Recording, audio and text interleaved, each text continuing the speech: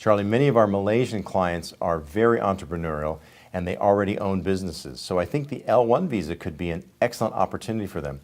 Could you share a little bit about how that program works and why they might want to consider L-1 as their stepping stone to future opportunities in the United States?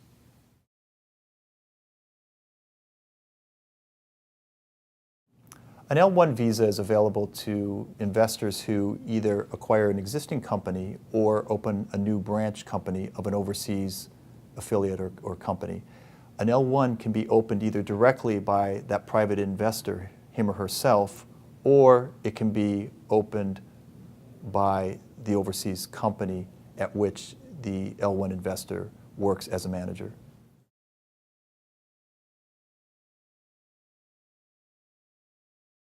In the event of a startup company where it's a newly formed U.S. company in which the L-1 investor is investing, the L-1 visa is usually issued for just 1 year. After 1 year, you can renew it for a 2-year period, and generally USCIS will renew it 3 times for 2-year periods thereafter. Therefore, under an L-1 visa, theoretically, you can get up to 7 years as a maximum time frame.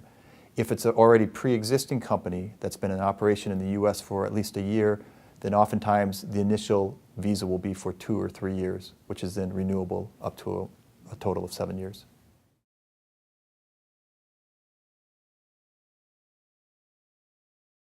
One appealing aspect of an L-1 visa is that it's relatively quick to receive.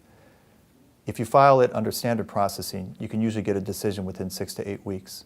Alternatively, you could also file under premium processing, which allows you to get a decision within 15 days after filing. Therefore, it's probably the fastest business-related visa for investors out there.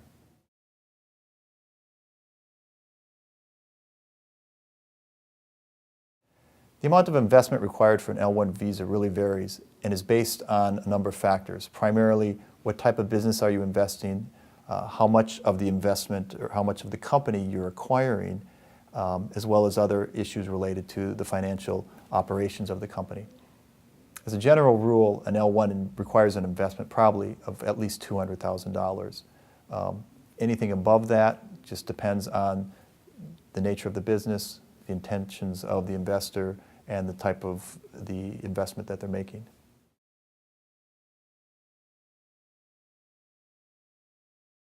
Creating new jobs is very important, whether it's a startup company or an existing one.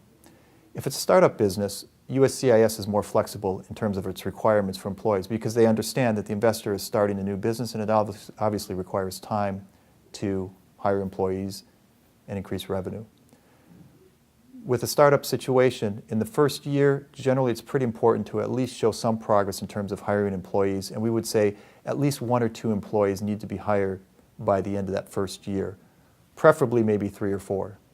Thereafter, we'd like to see that the L-1 investor have on staff at least probably 5 employees, if not more, after the second year.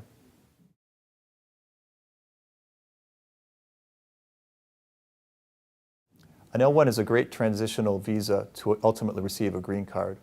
In order to go from an L-1 visa to a green card, the investor needs to increase the size of the business and its operations and its employee level to a size that's adequate to meet USCIS's requirements for that.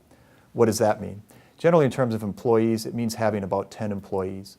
It's possible to have less than 10 employees in order to qualify for the green card.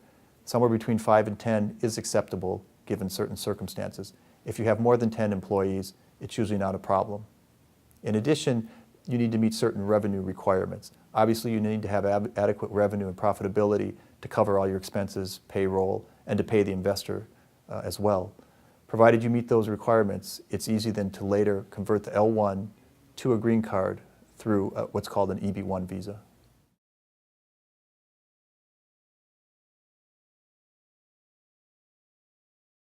An important aspect of the L-1 is that after the company is opened and operating here in the United States, that the foreign entity, the foreign affiliate, continue to operate and work as before. In fact, that is a prerequisite, and when it's time to renew the L-1 visa, USCIS will look for evidence to show that the foreign company is still in operation.